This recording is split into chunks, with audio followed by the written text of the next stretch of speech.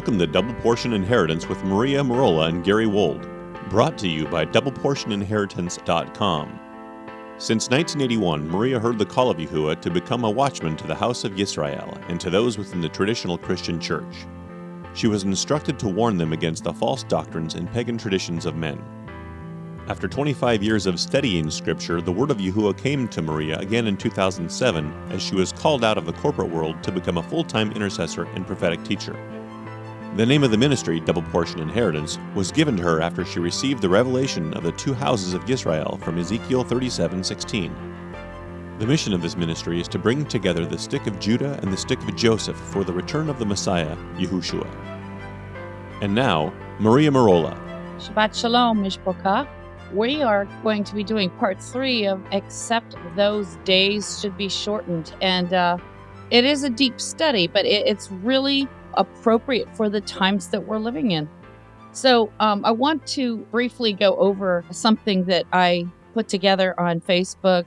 It's this meme I just made this a couple days ago. For those of you that don't know, we are in the process of going through a pole shift. I know a lot of you believe in a flat earth out there. I do not. And, that's for another show. I do have a podcast that I did, I think, 3 weeks ago, The Heavens Declare the Glory of Yahuwah. And I explain my reasons for not believing in a flat earth in that video. So if you want to understand why I don't believe in a flat earth, go to that video. So we are in the middle of a pole shift. And, scientists have been seeing that this is happening. Amos 8:9 says, and it shall come to pass in that day. Whenever you see the phrase in that day in scripture, that is referring to the end times. In that day is referring to the second coming, leading up to it, right? And it shall come to pass in that day, saith Yahuwah Elohim, that I will cause the sun to go down at noon, and I will darken the earth in the clear day. And then in Isaiah 24:1, that entire chapter of Isaiah, Yeshayahu, is judgment upon the entire earth. But it starts out with, behold, Yahuwah makes the earth empty and makes it waste. And I looked up that word empty in the Hebrew, and it literally means to depopulate. Okay, so he is the one that's allowing the evil global elites to depopulate the earth because it's a judgment. He's allowing them, he uses the enemy to sift us. Do you remember when the apostle Kepha or Peter, our Messiah said to him, Satan desires to have you, Peter, that he might sift you as wheat. He says, but I will pray for you that your faith will not fail. And when you are converted, he said, strengthen your brethren. So Yahushua was telling Kepha or Peter that Hasatan wanted to sift him. And, Yahushua was going to allow it. Okay, he's going to allow it. So he allows the enemy to sift us. And, whether you get your heart right or not is between you and Yahuwah, but he is going to make the earth empty. He's the one that's allowing these wicked people being used by Hasatan to depopulate the earth. This is part of his judgment. And it says that he makes it waste and he turns it upside down. Now, this doesn't mean that the globe literally is being turned upside down. It means that the poles are shifting. The magnetic poles are shifting. The North Pole is flipping to the other side so that the magnetic North Pole switching places with the magnetic South Pole. And we are seeing people all over the world. I'm noticing people on social media showing pictures of their compass. And their compass is no longer pointing to the true north. And there are all kinds of weather anomalies, people showing pictures of the sky, ever since CERN activated their particle collider on July 5th, the atmosphere that, protects the earth from the radiation, the atmosphere, that layer of, gases and particles is getting weaker, and it's allowing more radiation to come in, and we're seeing all these beautifully colored, night skies of purple and green, and it looks like the northern lights. And people all over the world are taking these pictures of the night skies that are just, full of all kinds of colors, and that's a result of, you know, the magnetic poles shifting, and, the radiation is allowed to come in through the atmosphere, and it's reflecting, and I'm saying it wrong, refracting light, and causing these, all these rainbow of colors in the sky. But it says that he's going to scatter abroad the inhabitants thereof. He is, you know, it's like the earth is going through birth pains. Yahushua talked about the earth going through birth pains, and we're seeing that right now. And so, another article that I want to share is this one right here, and it is, it says Earth completes rotation in less than 24 hours, smashes record again for the shortest day. Okay. Now it's ever so slight and insignificant. However, it's going to continue to increase. It says on July 29th, the Earth broke its record for the shortest day as it completed a full spin of 1.59 milliseconds, less than its standard 24-hour rotation. According to The Independent, the planet recently has been increasing its speed. Back in 2020, the Earth saw its shortest month that has ever been recorded since the 1960s. On July 19th of that year, the shortest of all time was measured. It was 1.47 milliseconds shorter than a typical 24-hour day. The next year, the planet continued to spin at a generally increased rate, but it did not break any records. However, according to Interesting Engineering, a 50-year phase of shorter days may be starting right now. The cause of the differing speed of Earth's spin is still unknown, but scientists speculate that this could be because of processes in the inner or outer layers of the core, oceans, tides, or even changes in climate. So I'm not going to read the rest of it, but the point is, Yahuwah is shortening the days. He said that those days would be shortened. He said, except those days should be shortened, no flesh would be saved. Now, some translations say survive, implying that it's talking only about a physical salvation. But I believe when he says no flesh should be saved, he's talking about a spiritual salvation, and so this is why he purposely shortened the days. He's shortening the tribulation. And, a lot of people wondered, myself included, what did he mean when he says, except those days should be shortened? Well, the last couple weeks I've been talking about the divided kingdoms, how, in First Kings chapter 12, there was a prophet who told King Solomon that his kingdom was going to be divided into 12 pieces. And he took a garment, and he actually said this to, Jeroboam, that, he was going to get,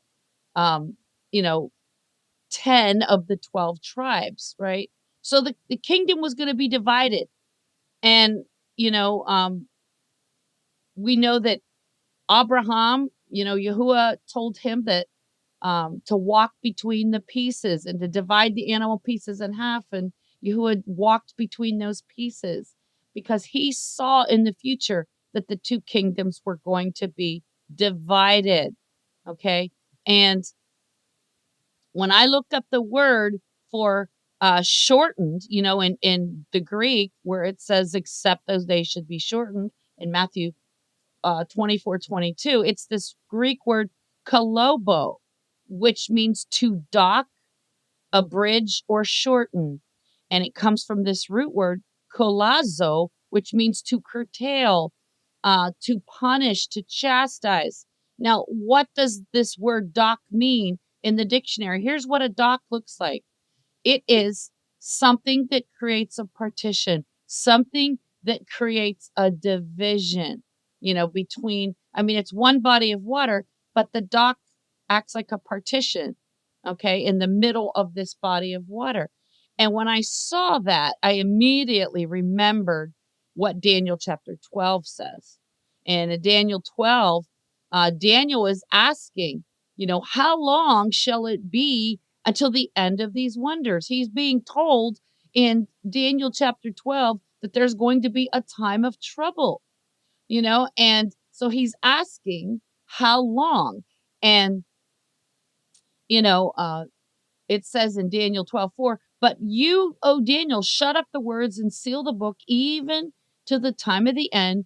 Many shall run to and fro, and knowledge shall be increased. And then in verse 5, he says, then I, Daniel, looked, and behold, there stood other two, the one on this side of the bank of the river, and the other on that side of the bank of the river. Okay, so there's two men on either side of the bank of a river, but there's one standing in the middle of the river. Okay, and Yahushua was the one who stood in the gap, and just the guy in Daniel 12 who's standing in the middle of the river is holding up two of his arms, on one right arm and a left arm. And the right arm and the left arm is for both houses of Israel. Okay, because who was told to lay on his right side and who was told to lay on his left side? That was Ezekiel. Ezekiel was told to lay on both sides for both houses of Israel and to stand in the gap. Okay, so the man in the middle of the river is our Messiah who's standing in the gap. Ezekiel 22:30, Ezekiel was asking, is there a man who can stand in the gap? Well, we know that our Messiah stood in the gap. We know in Isaiah 58:12, it says that there would be those who would be called repairers of the breach. Well, Yahushua repaired the breach. He's the one that repaired the gap in the house.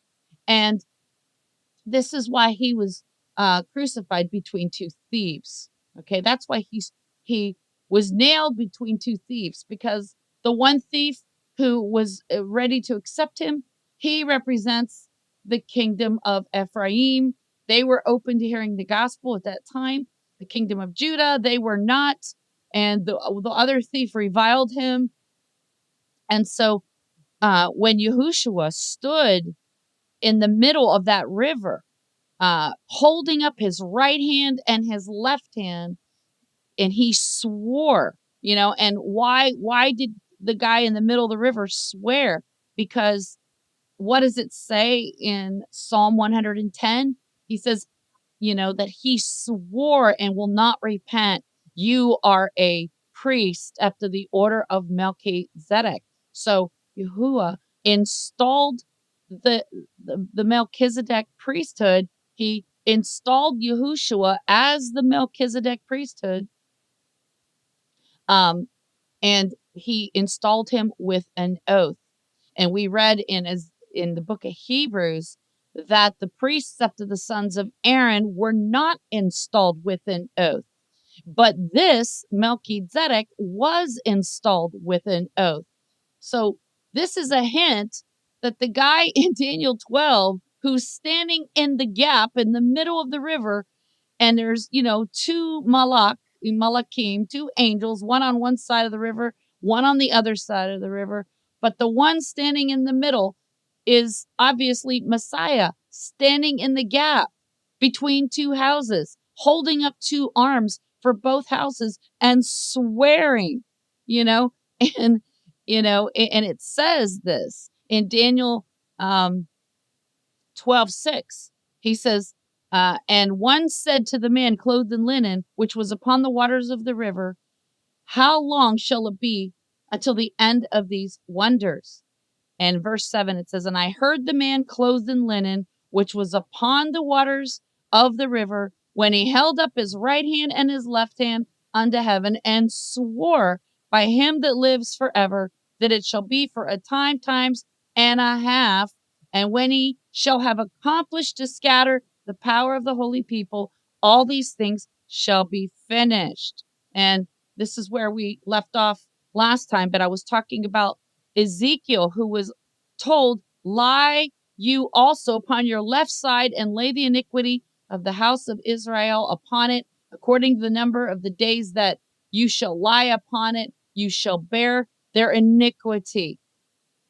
And then in verse 5, it says, for I have laid upon you the years of their iniquity, according to the number of the days, 390 days, and so shall you bear the iniquity of the house of Israel. Now, I know some people say Yasharal, and I know that's more accurate to call Israel Yasharal. But the reason I just stick with Israel is because there's so many newbies, people just coming into understanding some of these Hebrew terms. And I know that for them, they're like, what is Yasharal? Like to them, it just sounds like a foreign word, right?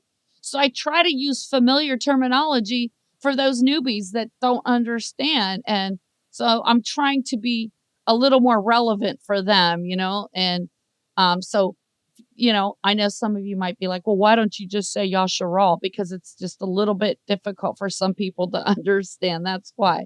Okay. So, in Ezekiel 4:6, it says, and when you have accomplished them, lie again on your right side, and you shall bear the iniquity of the house of Judah 40 days. I've appointed you each day for a year. So you see, whenever our Messiah said, except those days should be shortened, he already had appointed the days to be shortened. And for those of you who haven't listened to my teaching called Who Confirms the Covenant of Daniel's 70th Week, I strongly recommend that you go back and listen to that on YouTube or read the blog, because what I explain is that Yahushua died in the midst of the week, the last 7 years of Daniel's 490-year prophecy. He died in the middle of that week and leaving 3.5 years left of Daniel's 70-week prophecy. So there's not 7-year tribulation. No such thing. There's no such thing as a 7-year tribulation. The tribulation period is only going to be for a times and a half times. Now, what does that mean? Well, the Hebrew word for time is moed, which means a year. In other words, one cycle of feast days. One cycle of feast days is a moed, 1 year.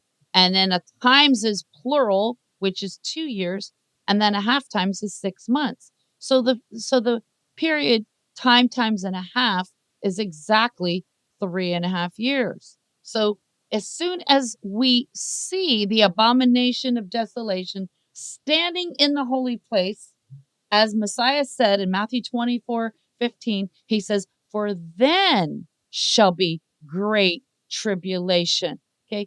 But, there's people saying that we're already in the great tribulation. No, we are not in the great tribulation yet. Yes, we are in the beginning of sorrows. Definitely. We are definitely in the beginning of sorrows.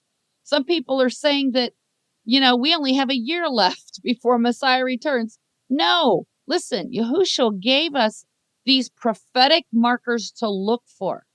He's not going to just come at some undisclosed time when we don't know. Like I know the Christian church teaches that his second coming is imminent. That the rapture, they call it, the rapturo, or the harpazo is the Greek word, the catching away. They say it's imminent. It can happen at any moment. No, Yahushua taught us what to look for. He says, when you therefore shall see. See, it has to be something we see with our eyes. Okay. When you shall see the abomination of desolation spoken of by Daniel the prophet, stand in the holy place. Whoso reads, let him understand. And then a few verses down in verse 21, he says, for then shall be great tribulation. Now, some people are saying that it's the jab that's the abomination of desolation. Yes, I agree that is one layer of understanding this prophecy, but it's not the only layer. See, people need to understand. I'm going to go to my Facebook page because I shared something that is important right here. Okay. On August 2nd. And this is what I said. I said, beloved, on November 10th, 2016, the Sanhedrin asked Putin and Trump to build the third temple in Jerusalem. Okay. On May 24th, 2017, Pope Francis asked Trump to initiate climate change, aka depopulation. On May 15th, 2020, Trump launched Operation Warp Speed to implement the abomination of desolation to the spiritual temple, the human body. Okay, so there's that layer.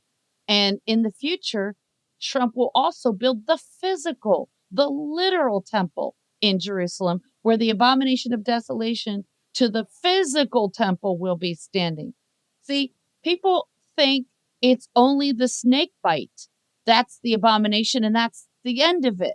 No, we still have yet to see with our eyes a physical temple in Jerusalem. Now, lots of people are saying, oh, there's not going to be a temple.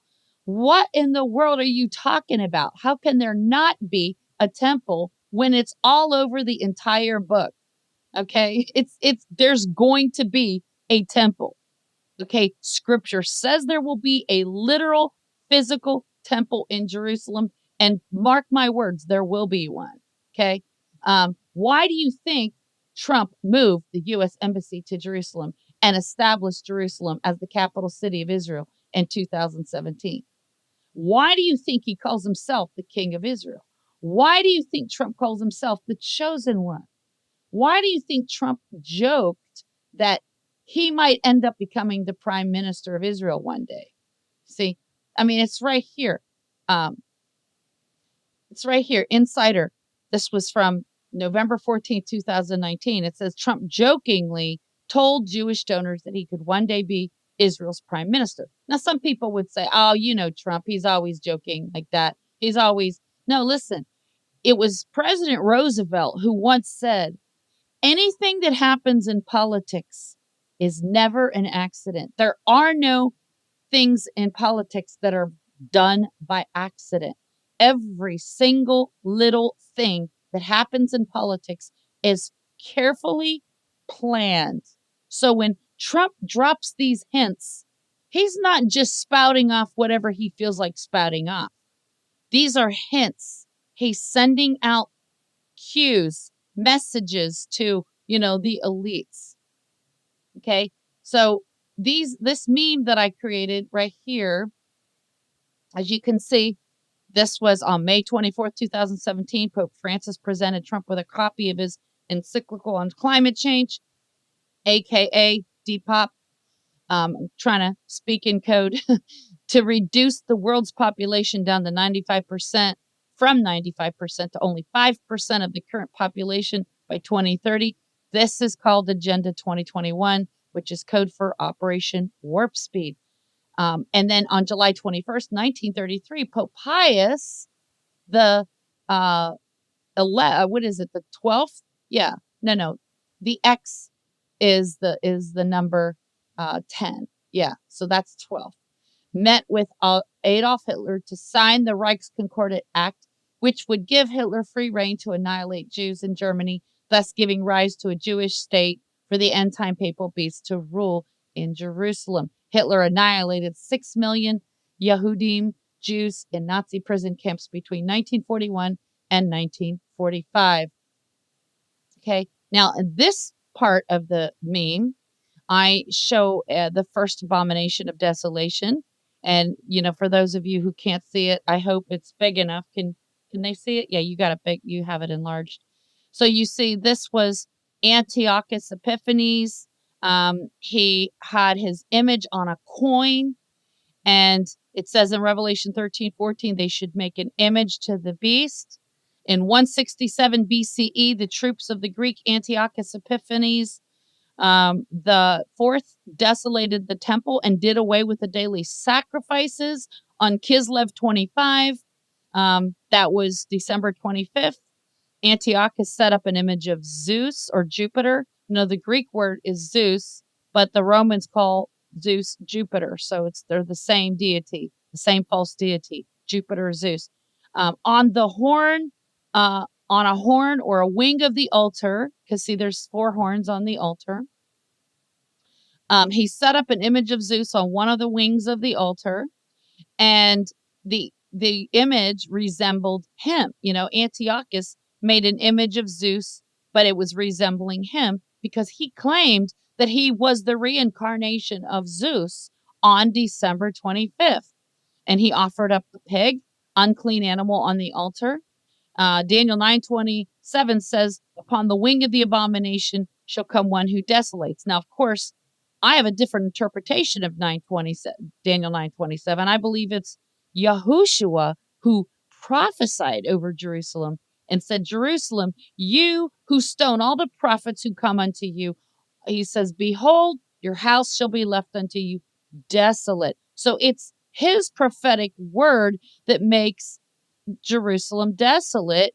He prophesied it at that time, and 40 years later, when the Romans came in and laid siege, yes, it was made desolate, but he used the Romans to make it desolate. So it's like a double fulfillment, if you will. It was Yahushua's prophetic word that made them desolate, but he uses the enemy. He used the Romans to make them desolate. But this was, now I'm talking about the first abomination that was in 167 BCE. And in this instance, Yahuwah was judging Jerusalem at that time, and he was using Antiochus Epiphanes to bring about desolation to Jerusalem at that time. Now, he gave himself the title Epiphania. That's a Greek word that means God with us. Does that sound familiar? Emmanuel, Emmanuel in Hebrew means, Elohim with us. So, the Greek dictator, the Syrian Greek dictator Antiochus, gave himself the title Epiphania, which in Greek means God with us, and that title Epiphania has the numerical value of 666 in Greek gematria. So we have a type and a shadow of the first abomination to the temple in Jerusalem. Okay, that's the first pattern, the first type and shadow. Now, even before that, we had King Nebuchadnezzar, who, erected a golden image of himself that was 66 cubits. And when they heard 6 musical instruments, Daniel and his 3 friends, were told that they had to bow to the golden image when they heard the 6 musical instruments, and they had to worship the golden image that stood 66 cubits high. And so that was a type and shadow also. But the first abomination of desolation to the temple in Jerusalem was in 167 BC. Now, moving forward in history, we have another pattern, the second abomination of desolation. That was in the year 70 AD, when the troops of the Roman general Titus desolated the temple again and did away with the daily sacrifices on the 9th of Av in the year 70 AD. They set up their Roman eagle standards as well as a graven image of Nero Caesar, who claimed that he too was a reincarnation of Zeus, born on December 25th. Now, Nero Caesar's name adds up to 666 in Hebrew gematria. And Nero Caesar's image was on the temple coin. And they also slaughtered a pig and desecrated the altar with unclean pig's blood. So you see, there was 2 abominations of desolations in the past that mirror one another. And they all had similar markers. In both instances, the dictator that was in charge had his image on the coin. In both instances, they slaughtered a pig. In both instances, they set up an image on the wing of the altar. In both instances, these dictators, their names added up to 666. In both instances, it was done on December 25th. Okay, now let's move forward in history. And what do we have? We have somebody else's image on a coin, and it's President Donald Trump. And guess what? On Antichrist Calculator, I'll go there with you right now, go there for you right now. And the reason I use this particular website, and there's plenty of them out there, I know, but the reason I use this one is because they have 10 different methods for calculating gematria. Factored by 6, factored by 1, Pythagorean, Chaldean, English method 2, Greek, Roman, ASCII code. That's computer code. ASCII uppercase, ASCII lowercase. Now, no other website has all these different methods. They either have English gematria, which is very weak sauce, if you ask me, English gematria, or they have Greek gematria, or they have like Jewish gematria, which is not the same as Hebrew gematria. Okay. President Donald Trump. And as you can see, 666, Roman gematria. It says Roman, tokenized and reduced. Why? Why Roman? Because the United States became property of the Vatican City Bank in 1871. So every United States president since 1871 has been acting by proxy to the Pope of Rome. And this is why every United States president has to go to the Vatican and bow to the image of the beast, which is the Pope, who claims he is the visible image of Jesus Christ. Every Pope claims he is the visible image of Jesus Christ on earth. And every United States president has to go and bow to his image because they're the ones that own the United States. The United States became a corporation in 1871, owned by the Bank of London and the Rothschilds and by the Vatican City. So, this is why Trump's name adds up to 666 in Roman gematria, because he's working for the beast. Okay. And the abomination that makes desolate. It's this thing right here. I'm just showing the picture because I got to be careful I don't get flagged, but it's the snake bite. He called it the snake bite. We know he called it the snake bite. Okay. And look at the ingredients in there. Monkey kidney cells, porcine, gelatin, pig, arginine, DNA from pig, canine, kidney cells, dog, human embryonic, I'm not going to finish it because I don't want to get flagged, but you get the picture, right? So there's all the markers are there. Now we know that there's the abomination to the human temple. That's a no-duh. That's, of course, we know this. But don't think it's going to stop with that. There's going to be a literal temple as well. Okay, as well. Now, just because the V is a type and shadow of the AOD, the AOD stands for Abomination of Desolation. So when you hear me say AOD, you know what I mean. Just because the V is a type and shadow of the AOD does not mean that there's not going to be a literal fulfillment of the AOD as per prophecy. The MOTB, okay, and people ask me all the time, what is MOTB? Mark of the Beast, okay? So I said it so you know. MOTB, okay? Mark of the Beast is not the same thing as the AOD.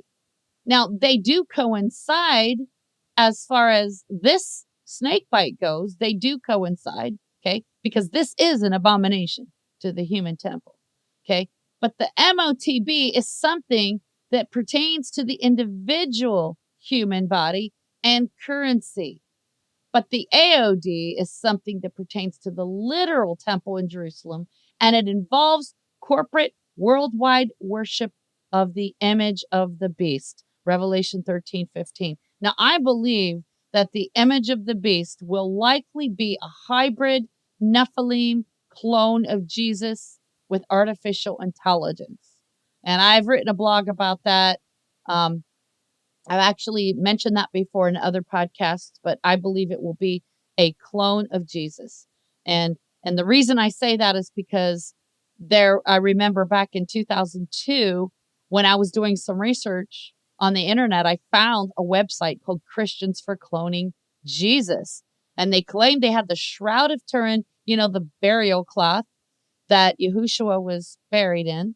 And they claim that they extracted the DNA from that burial cloth. And they said that they already cloned him on December 25th in the year 2000.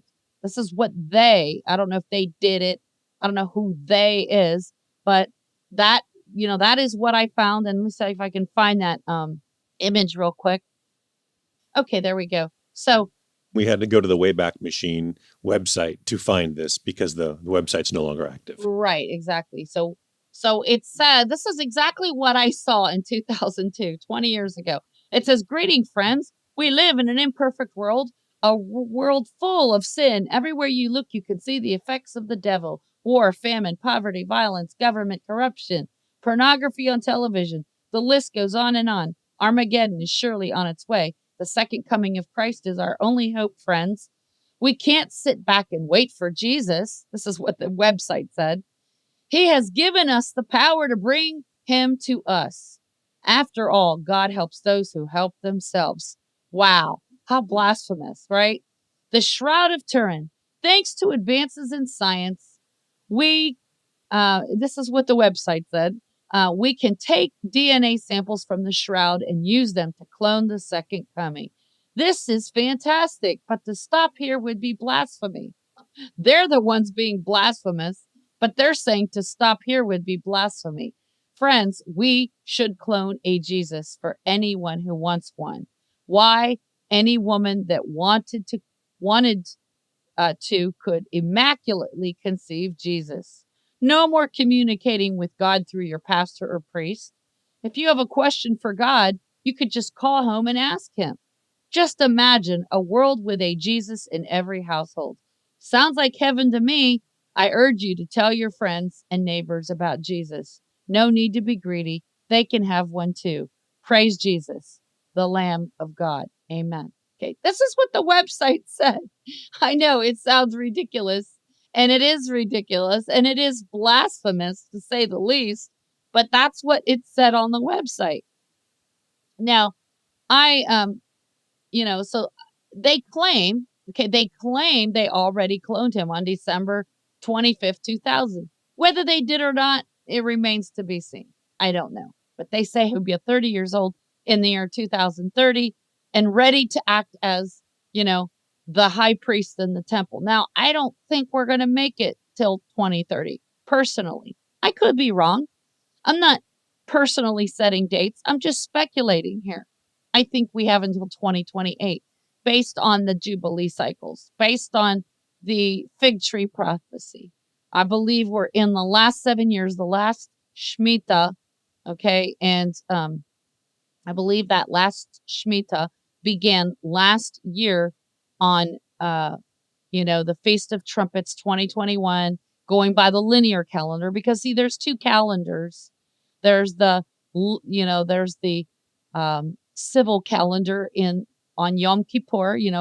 The sabbatical years and the Jubilee cycles run their course from Yom Kippur to Yom Kippur. According to the Torah, it says we're supposed to blow the two silver trumpets every 50th year on Yom Kippur. So the linear calendar that measures time itself, the civil calendar, runs its course from Yom Kippur to Yom Kippur.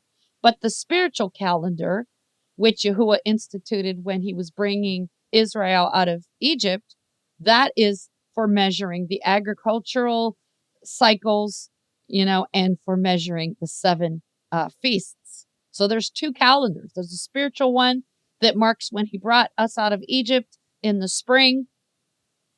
That begins the spiritual year for measuring the seven feasts and for measuring the 3 harvest times. And then there's the linear calendar year, which runs its course from Yom Kippur to Yom Kippur. So, I believe we began the last 7 years, the last sabbatical in the fall of 2021, last year, that was the beginning of the last 7 years. And I believe it's entirely possible that we will be finished by 2028. It's entirely possible. I mean, it could go till 2030 for all we know. I'm not staking my claim on 2028. I'm just speculating based on, the data that I have about the Jubilee cycles. So why would there be two fulfillments of these prophecies for the abomination of desolation? Well, because see, Abraham had two kinds of seed. He was told that his descendants would be more numerous than the sand on the seashore. That represents the literal, the physical descendants, the natural branches that Paul spoke of in Romans 11. And then he was told that his descendants would be more numerous than the stars of the heavens. Those are the spiritual descendants, born again, born from above, spiritual descendants, the wild branches that were spoken of in Romans 11.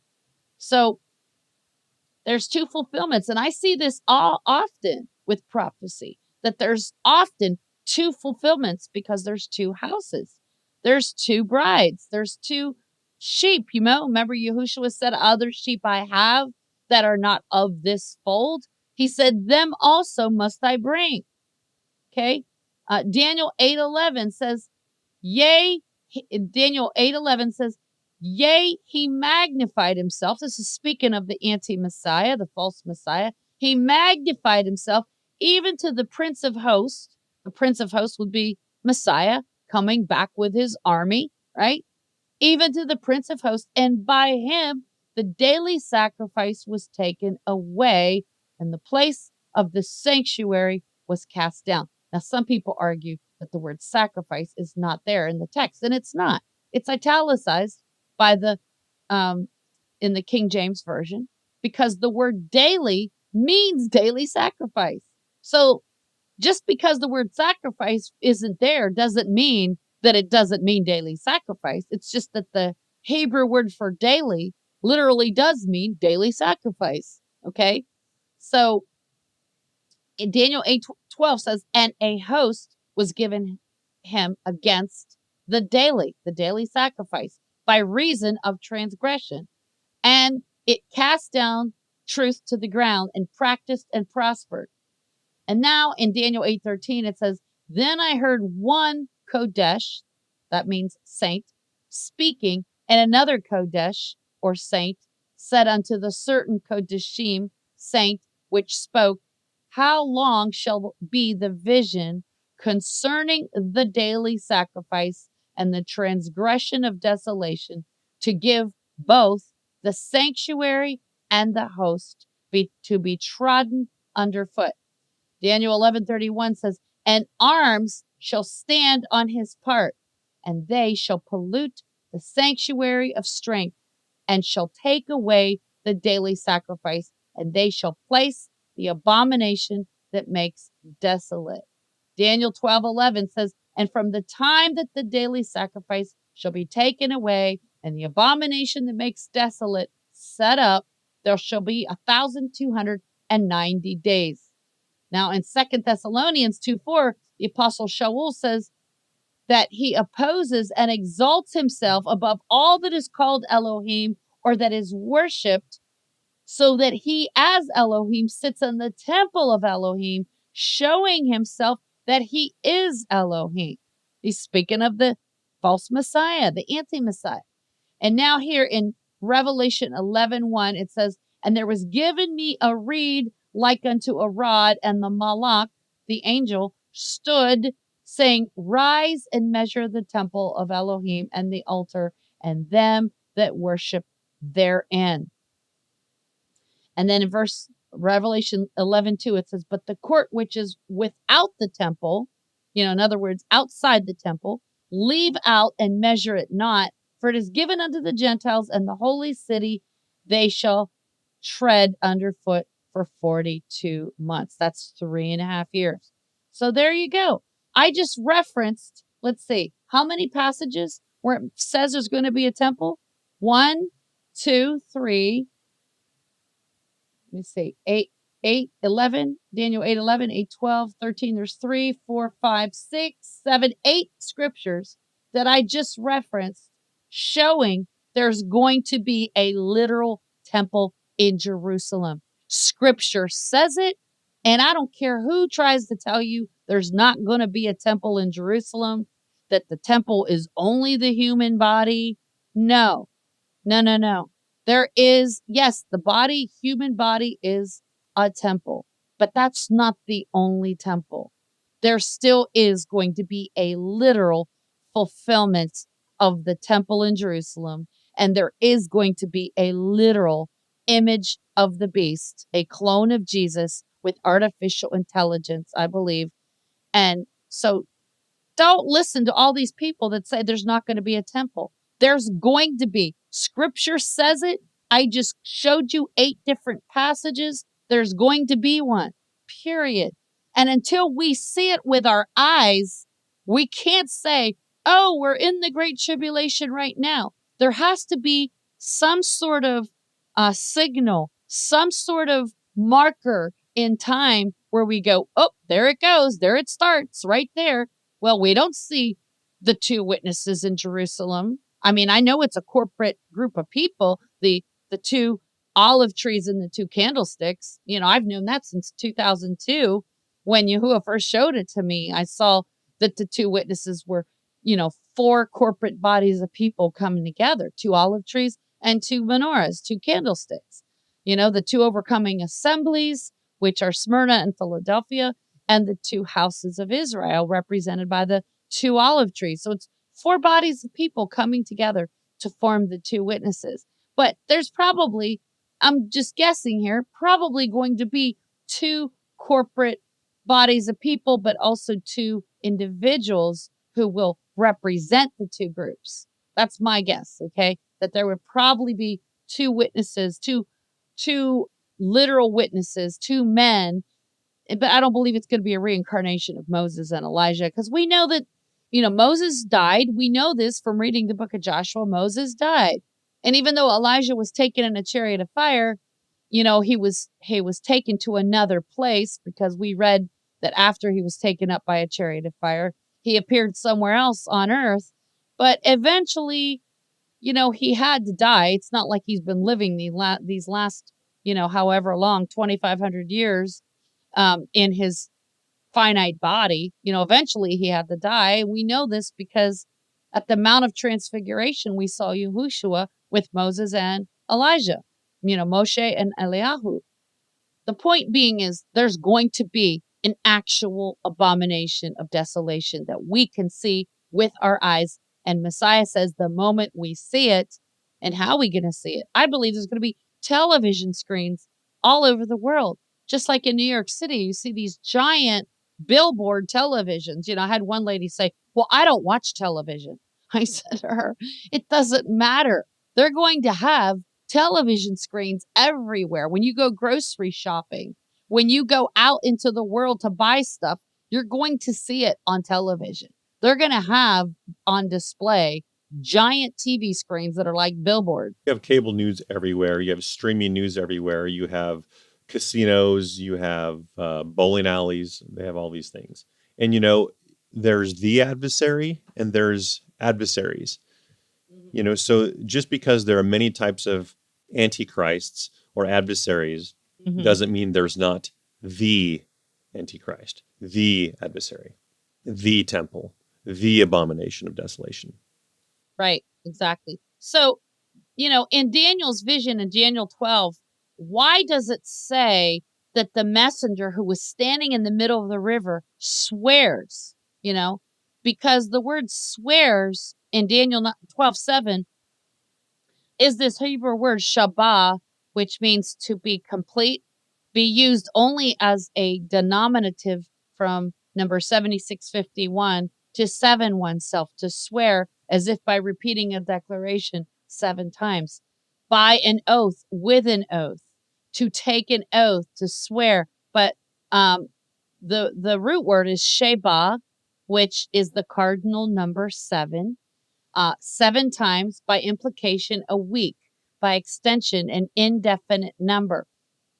So to swear means for seven times. So Yahushua's ministry was supposed to be for 7 years, but it was cut in half. And why was it cut in half? Why did he die in the middle of the week? Because both houses of Israel are still divided.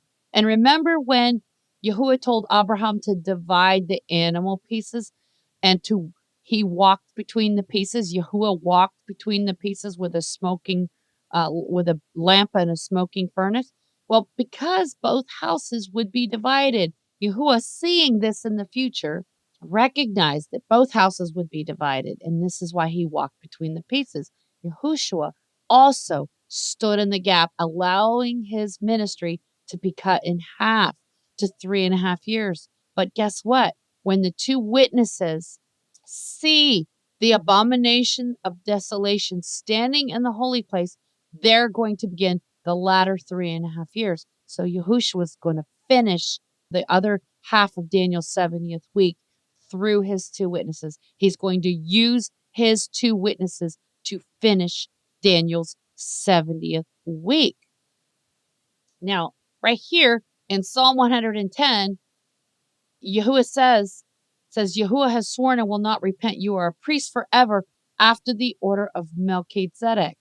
And then in Hebrews 7:21, it says, for those priests, meaning the sons of Aaron, were made without an oath. But this, referring to Melchizedek, but this with an oath by him that said unto him, Yahuwah swear and will not repent. You are a priest forever after the order of Melchizedek. And here you see just the artist's depiction of Yahushua in heaven, standing at the heavenly altar, ever interceding for us. Scripture says he is interceding for us.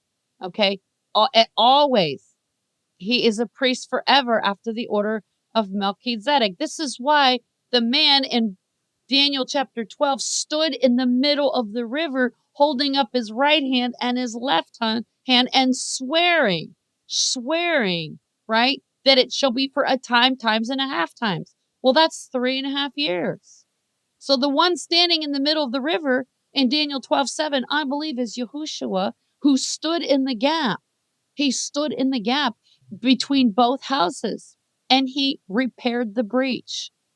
He was swearing that he would be the one to close up the gap, to seven oneself by repeating a declaration 7 times. Like I said, the word time in Daniel 12:7 is moed, which means 1 year. In other words, one cycle of feasts, one annual cycle of feasts. It also means a festival. Okay. 1 full year is an annual cycle of 7 festivals. 2 sevens fulfilled for 2 houses. Now, by the way, did you know that our Messiah fulfilled all 7 feasts at his first coming and that he will fulfill all 7 of them again at his second coming? Many people erroneously teach that our Messiah fulfilled only the spring feasts at his death, burial, and resurrection. However, they completely miss the fact that he poured out his spirit as he had promised on the Feast of Weeks, Shavuot or Pentecost, as seen in the 2nd chapter of Acts. This is the 4th feast that he fulfilled at his first coming. But what about the 3 fall feasts? Many people erroneously teach that he was born on the Feast of Tabernacles or Sukkot, leaving out the Feast of Trumpets and Yom Kippur. So if he was born on the Feast of Tabernacles, that means he left 2 feasts unfulfilled. That means he kept only 5 feasts at his first coming, and he left out the Feast of Trumpets and Yom Kippur. But that would mean, like I said, that he fulfilled only 5 out of 7 feasts at his first coming. Well, what if I told you that our Messiah was born on the Feast of Trumpets and that he was circumcised on Yom Kippur? Now, I know what some of you are thinking. You're saying, but there's 10 days between the Feast of Trumpets and Yom Kippur. Well, you see, he was born at the tail end of the Feast of Trumpets. He was born on the first day of the 7th month of Tishri or Etanim, but at 7 o'clock later that evening, or it was actually 6 o'clock, between 6 and 7 p.m., according to the book I read by Dr. Ernest L. Martin, The Star That Astonished the World. He actually calculated the constellation that was visible on the night of our Messiah's birth. It was from Revelation chapter 12. The woman clothed with the sun, and the moon was underneath her feet. And that was actually the constellation that was visible on the night our Messiah was born. The sun, the moon, and the stars were all testifying. The sun, the moon, and the stars testified of our Messiah's birth. Right here, I'll show you the constellation. Okay, there's the constellation of Virgo, which in Hebrew is Betula. It says in Revelation 12, I saw a sign in the heavens, a woman clothed with the sun, and the moon was underneath her feet. It was the first sliver of the moon. On the 1st of Tishri 1, which is, the Feast of Trumpets. But it was later that evening, so it was just before the sun went down. Therefore, we count the circumcision from the 2nd day of Tishri. So the 8 days leading up to a circumcision, we started on Tishri 2. That's when we start the count, because he was born at the tail end of Tishri 1. Okay, and she's giving birth to Ariel. The constellation of Ariel, the heathens renamed it Leo the lion, but it's Ariel, which means Lion of El. And inside this constellation was Hamalek, the king, which is the planet Venus. They call it the king. And then Jupiter is called Hadzadik, which means the righteous. So there was an alignment between Jupiter and Venus. These two planets represent Melchizedek, the king and the righteous. Okay, so this was the constellation that was visible the night he was born. It was the prophecy of Revelation 12 being fulfilled once, but that same prophecy in Revelation 12 will be fulfilled again in the future as the woman is Jerusalem. Remember, Paul told us in Galatians 4:26, Jerusalem is the mother of us all. Also, in Isaiah 66, the prophet Isaiah told us that Jerusalem is our mother and that she's going to give birth. Okay, so the woman is Jerusalem. The crown of 12 stars are for the 12 tribes. And she's giving birth to what? The man-child. The man-child in the future will be the one new man. When the two witnesses are killed and they're resurrected, the corporate two witnesses become the one new man that Paul talked about in Ephesians chapter 2:15. The corporate two witnesses, when they are killed and resurrected, they become the resurrected man-child, the one new man. And it says they are caught up to heaven and to the throne. There's proof. There's proof that we are going to heaven. We are getting, caught away to heaven. And we are coming back after 7 days. We're only going to be gone in the heavenly chuppah for 7 literal days. That's the pattern for the ancient Hebrew wedding. Jacob and Leah's honeymoon was only 7 days. Samson's honeymoon was 7 days. That's how an ancient Hebrew wedding went. The bride and groom would elope in secret in the middle of the night at midnight when everybody was asleep. The groom would come for the bride and snatch her away, take her to this place that he built on his father's estate. Yahushua said, in my father's house are many mansions. I go to prepare a place for you. That's what the groom did. When they got engaged, the bridegroom would go away and build an apartment on his father's estate. And then he would come again for her and snatch her in the middle of the night, basically kidnap her and whisk her away. And they would go off and elope. And they would go away for 7 literal days. And then they would come back to the bride's family's house and have yet another 7-day-long party. And that would be during the Feast of Sukkot. So the 2 periods of 7 years, or 7 days, are indicative of Jacob and Leah's wedding that lasted for 7 days. Remember the night he married Leah, he complained to his father-in-law Laban, and he said, now why did you trick me? And what did Laban say to him? He said, fulfill the week with Leah, and I'll let you have Rachel also. So he actually was able to marry both women in the same 14-day period. He had 7 days with Leah. Then at the end of that, he marries Rachel. He had 7 days with Rachel. Okay. And he did agree to work yet another 7 years for Rachel. Even though he had already worked 7 years for Rachel, and was tricked and was given Leah, then he had to agree verbally to work yet another 7 years. Okay, so there's this pattern. Yahushua, being like Jacob, he fulfilled all 7 feasts at his first coming, just like Jacob did. He worked for 7 years and was tricked into getting Leah. Yahushua wanted his own people. It says he came for his own, but his own received him not. He came for the kingdom of Judah, but they rejected him. Okay. And then he ends up getting the Gentiles, just like Jacob was disappointed, wanted Judah, wanted Rachel, but he got Leah. Yahushua too was disappointed. He wanted the kingdom of Judah, but he got the Gentiles instead.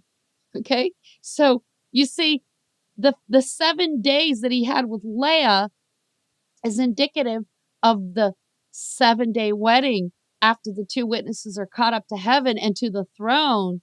We are going to be, in the heavenly huppah with the Messiah for 7 days. And then we're coming back in new incorruptible bodies. We are going to be fighting with him on Yom Kippur. It says that the armies that followed him were clothed in white linen, fine and clean. For the fine linen is the righteousness of the saints, the Kadoshim. So we are going to be fighting with Messiah on white horses. And we are told this also in Ezekiel 37, that when they are resurrected, a great army stood on their feet. And that great army is the whole house of Israel. So Messiah was born on the Feast of Trumpets. He was circumcised on Yom Kippur because he was born on the tail end of Feast of Trumpets at the end of Tishri 1.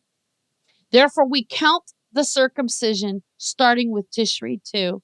And what are we told in Leviticus? We're told on the 9th day of the 7th month at evening begins Yom Kippur. On the 9th day of the 7th month at evening, it becomes the 10th day.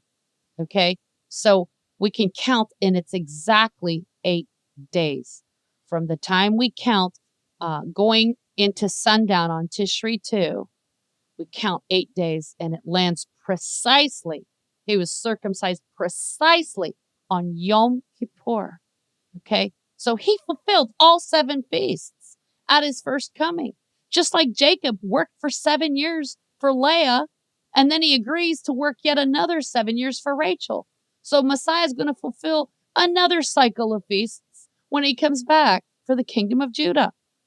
So if you want to learn more about the testimony of Messiah, in this blog, I cover all 7 feasts that he fulfilled at his first coming. In this blog, when was the Messiah of Israel born? I prove in this blog unequivocally that he was born on the Feast of Trumpets. I mean, overwhelming evidence. You've got to read it for yourself to see. Okay, so the word times is plural, meaning 2 years, and then a half times is 6 months. In other words, a 7-year ministry. Our Messiah did have a 7-year ministry, but it was cut in half at that time. Messiah's ministry was cut in half, and he's reserving the last 3.5 years for the 2 witnesses to finish. And there's a 2,000-year gap called the fullness of the Gentiles. Romans 11:12 and 25, the apostle Shaul, Paul, calls it the fullness of the Gentiles. And that is exactly the wording that Jacob used when, he was prophesying over Ephraim, his grandson. And he said that he would become a multitude of nations. Well, that phrase, multitude of nations in Hebrew is Melo HaGoyim, which literally means the fullness of the Gentiles. Okay, so Paul was taking that phrase, fullness of the Gentiles, from the Hebrew Melo HaGoyim. Okay, so 2 silver trumpets for 2 houses redeemed. This is why there's a gap in history. The gap in history is proven by the fact that our Messiah read only half of Isaiah 61:2. After his 40-day fast in the wilderness, what does he do? He reads the Isaiah 61 scroll, but he cuts the verse in half. And he reads only half of Isaiah 61:2. Luke 4:18 through 20 tells us that immediately following his 40-day fast, he went to the synagogue and he announced the acceptable year of Yahuwah. That's Jubilee language. See, The acceptable year of Yahuwah is Jubilee language. This language is describing Yom Kippur as well as a Jubilee year. You see, only the high priest was given the task of announcing the acceptable year. In Numbers 10:1 through 8, Aaron and his sons were told every 50 years to blow 2 silver trumpets. The 2 silver trumpets signify a Jubilee year, freedom for 2 houses. This is why 2 trumpets are blown for 2 houses. This is a Jubilee year, setting free of the captives. There are 2 of them to signify that the 2 divided kingdoms will be unified when Messiah returns. This is why he announced the acceptable year at the beginning of his ministry of 3.5 years. And his ministry began in a Jubilee year. It was the year 27 AD. Okay, and that was a Jubilee year. And we know that because Josephus, who was a Jewish historian, wrote in his, you know, in his, antiquities that 23 BC was a Jubilee. Okay, that was the 79th Jubilee in history. So if we count forward 50 years, Yahushua began his ministry in another Jubilee. It was the 80th Jubilee in history. Now, if we add 40 more Jubilees to that, add 40 more Jubilees to the year 27 AD, we come to the year 2027. Between Yom Kippur 2027 and Yom Kippur 2028, that's the completion of a Jubilee year. So I believe that it's quite possible that it's entirely possible he could come back by then. Okay. And also the fig tree prophecy. Yahushua said that this generation shall not pass until all is fulfilled. Well, in Psalms 90, it says that a generation is 80 years. So if you add 80 years to 1948, that brings us to the year 2028. So I believe it's entirely possible that 2028 could be. I'm just saying could be, okay, because I don't know for sure, but that's what I'm seeing so far, okay? Yahushua was showing us that he is the original eternal high priest from heaven. His reading of Isaiah 61, 1 through 2 was telling us that he was restoring the role of the high priest back to the order of Melchizedek. And because he's Melchizedek, the one who was sworn into his office as an eternal high priest, he's the only one that qualifies to preach the acceptable year. See, the sons of Aaron were the temporary high priests, the schoolmasters. They were the ones performing the role until the seed Messiah came. Galatians 3:24. Read about what a schoolmaster is in this blog. Okay. Oops, I didn't mean to click on that. What is a schoolmaster and what law was added because of transgression? In this blog, I explain what the schoolmaster is. The schoolmaster is the sons of Aaron. They were the schoolmaster that were, they were the pattern that was meant to bring us to the Messiah. Okay. Thus, Yahushua began his ministry in a Jubilee year, as well as on Yom Kippur. But why did he read only half of the verse? Luke 4:19 says that he came to preach the acceptable year of Yahuwah. Yeshayahu, Isaiah 61:2 says, to proclaim the acceptable year of Yahuwah and the day of vengeance of our Elohim, to comfort all that mourn. Well, the first half of Isaiah 61:2 is describing the purpose of his first coming to earth. It was to proclaim a jubilee and to set the captives free from their sins. However, the second half of Isaiah 61:2, he did not read because he has not yet come for the day of vengeance against those who persecuted his bride. In Revelation 19:2, it says, for true and righteous are his judgments, for he has judged the great whore, which did corrupt the earth with her fornication, and has avenged the blood of his servants at her hand. See, this event is his second coming, the day of vengeance. And it will also be in a Jubilee year, as well as on Yom Kippur, to illustrate that his first and second coming shall be divided by a gap in history called the fullness of the Gentiles, Romans 11, 12, and 25, he read only half of Isaiah 61, verse 2, leaving the latter half of the verse for this, his second coming 2,000 years later. So the fact that he read only half of Isaiah 61, 2 is proof that there is a gap in history. There's a 2,000-year gap in history. But Yahushua came to stand in the gap. This is why in Daniel chapter 12:7, when Daniel's asking, how long shall it be until the end of these wonders, there was a man standing in the middle of the river, holding up his right hand and his left hand and saying, it shall be for a time, times, and a half times, because he divided the 7 years in half. He divided Daniel's 70th week in half. He already fulfilled 3.5 years with his first coming. He already had a ministry that lasted for 3.5 years. And now the two witnesses are going to pick up where he left off. They're going to finish the 3.5 years, the remaining portion of Daniel's 70th week. Okay. Now, like I said, according to Jewish historian Josephus, the year 23 BC was the 79th Jubilee in history. Genesis 6:3 says that man's days shall be 120 years. The Hebrew word for years is not limited to a 360-day year. It can also mean an age or a jubilee. So this is understood by many biblical scholars to mean 120 jubilees, which 120 times 50 is 6,000 years. See, our Messiah began his ministry on Yom Kippur in 27 AD. His ministry lasted for 3.5 years. There is proof of this in Luke 4, when he compared himself to the prophet Elijah, whose ministry lasted for 3.5 years. Okay. Luke 4:24. And he said, verily I say unto you, no prophet is accepted in his own country. In verse 25, Luke 4:25, he says, I tell you of a truth, many widows were in Israel in the days of Eliyahu or Elijah, when the heaven was shut up 3 years and 6 months, when great famine was throughout all the land.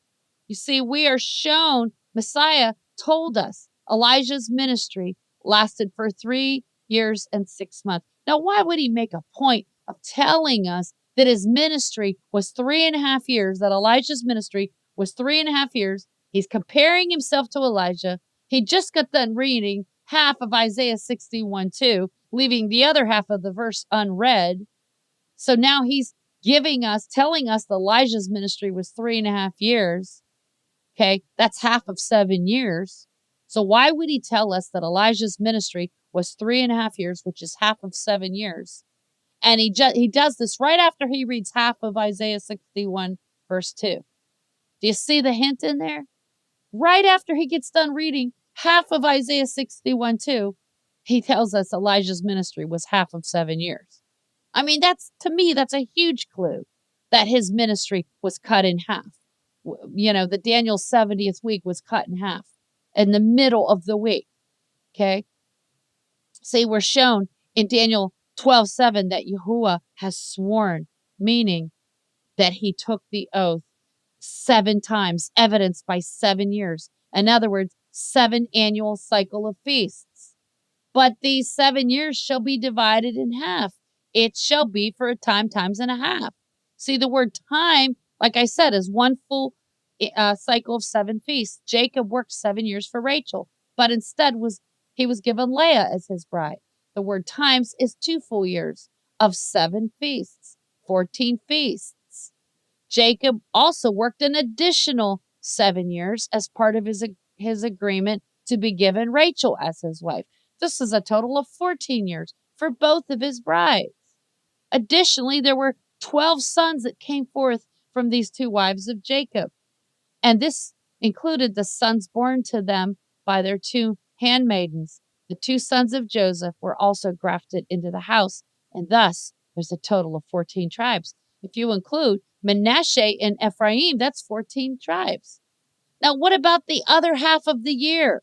You see, the house of Israel was later in history divided because of Solomon's idolatry. The dividing in half of the annual cycle of feast days is symbolic of King Jeroboam restricting the other half of the house, the 10 northern tribes, from going to Jerusalem to keep the festivals. This is fully described in 1 Kings chapter 12. Not only that, but the actions of King Solomon when he almost divided that baby boy in half. This was to test the two harlots. These two harlots were a prophetic picture of both houses of Israel. See, both houses of Israel had become harlots. Ezekiel 23, 4 through 44. And each of them had given birth to a son. One of the harlots, symbolic of Judah, killed her own child, thus cutting herself off from her own inheritance. This harlot accidentally rolled over and smothered the baby boy in her sleep. The other harlot who lived in the same house with her also had a baby boy. The harlot that accidentally killed her baby stole the living baby boy from the other harlot who symbolizes Ephraim. This is exactly what happened in history. The dead baby boy symbolizes the crucified Messiah, and the living baby represents the resurrected Messiah. See, the house of Judah shouted, "Crucify him," in Mark 15, 13 through 14. They did not realize they were killing their own Messiah, just like this harlot didn't realize she was smothering her own baby to death. The other harlot symbolizes the redeemed Gentiles who accepted his resurrection and thus his gospel. You see, King Solomon almost divided that baby boy in half and was able to show who the true mother was. The point of this story is to illustrate that both houses of Israel have been fighting over the land of their inheritance ever since. But neither of these harlots qualify to inherit the land unless they have a male heir. That male heir is none other than Yahushua HaMashiach. Without a male heir, neither of them can inherit the land that was promised to Abraham and his descendants. The land can only be restored to them if they give birth to the man-child. And we know that the woman in Revelation 12, representing Jerusalem, she's going to give birth to the man-child. In other words, the one new man, the resurrected two witnesses. Okay?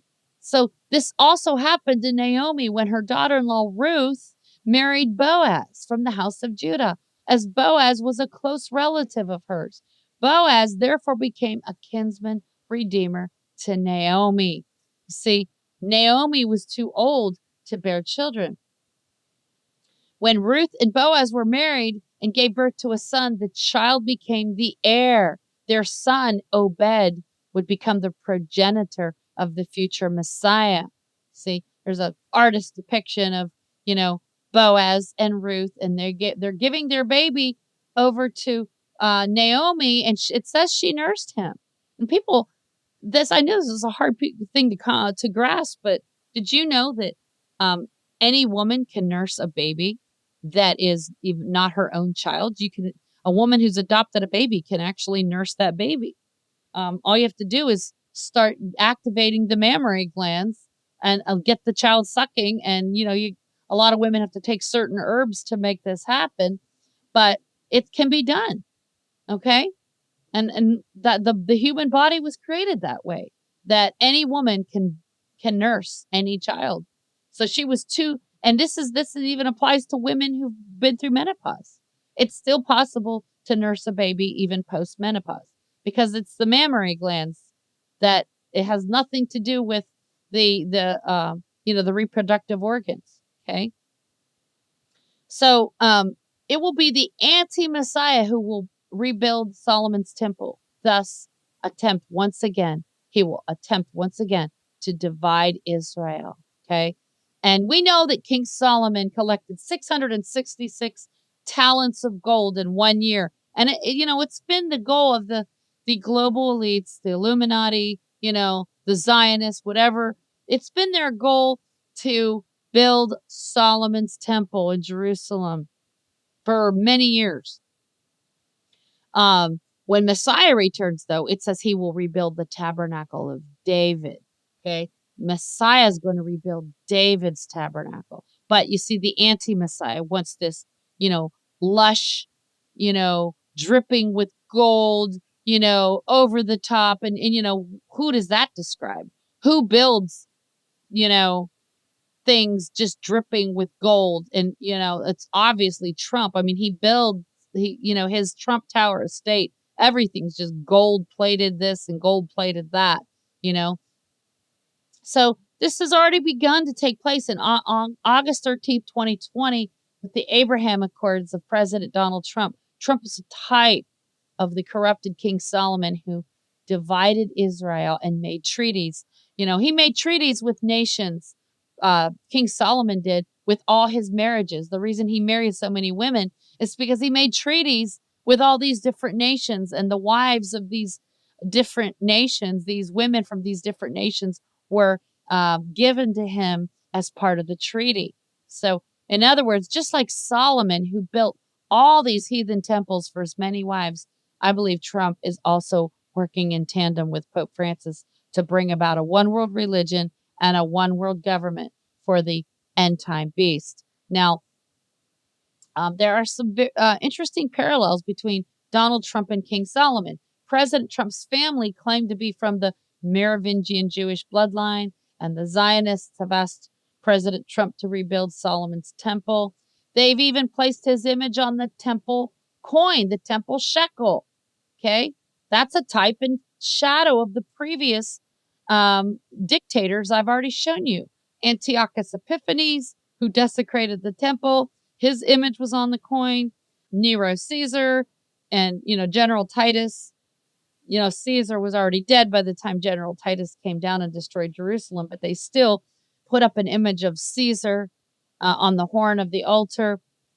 And so President Donald Trump's name adds up to 666 in Gematria, just like Antiochus, just like Nero Caesar, thus giving us a hint about the prophetic resemblance between Trump and Solomon. Like I said, King Solomon collected 666 talents of gold. King Solomon also formed an alliance with the Arabs, just as Trump entered into the Abraham Accords with the United Arab Emirates and Israel, and also Bahrain. 3 kings. Scripture tells us that the little horn shall subdue 3 kings. Let me show you. Subdue 3 kings. Okay, right here. It's Daniel 7:24. And it says, and the 10 horns out of this kingdom are 10 kings that shall arise, and another shall rise after them. And he shall be diverse from the first, and shall subdue 3 kings. Did you know that the Abraham Accords was between Trump and 3 nations? Israel, the United Arab Emirates, and Bahrain. There he subdued 3 kings. Okay? I mean, it's so obvious. It's in everybody's face, but nobody sees it. It just goes right past them. And then here's a little clip from the Jerusalem Post, August 29th, 2019. They're calling him King Messiah Trump. Calling him the Messiah. Can you believe that? Even Jonathan Cahn, I heard Jonathan Cahn say this on the Jim Baker show. Not that I watched the Jim Baker show, because I don't, but somebody sent me a YouTube video and I watched it.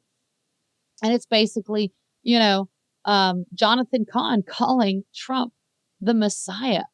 And I was like stunned. I'm like, wow, this guy's really lost. I mean, and Jonathan Cahn has the wrong timeline. He claims that the year 2017 was a Jubilee year, and that Trump, making Jerusalem the capital city of Israel, that was a sign that he's a type of Messiah, And the thing is that if that's true, if 2017 really was a Jubilee year, according to Jonathan Cahn, that means we got to wait till the year 2067.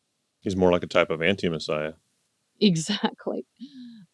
If Jonathan Cahn's timeline is accurate, that means we got to wait for another 50 years. We got to wait till the year 2067 for the real Messiah to come back. So his timeline is totally off. I'm going by what Josephus wrote. I'm not going by Jonathan Cahn. Okay. So Solomon accepted 666 talents of gold from the kings of Arabia.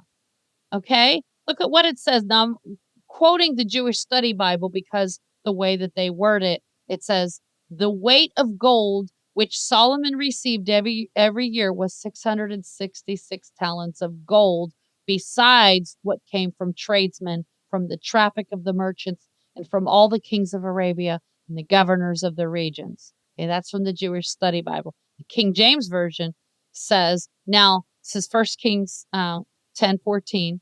It says, now the weight of gold that came to Solomon in 1 year was 666 talents of gold. And then also it says in verse 15, besides that, he had the merchantmen and of the traffic of the spice merchants and of all the kings of Arabia and the governors of the country. Now, I recommend all these blogs. Daniel's little horn fulfilled in President Trump.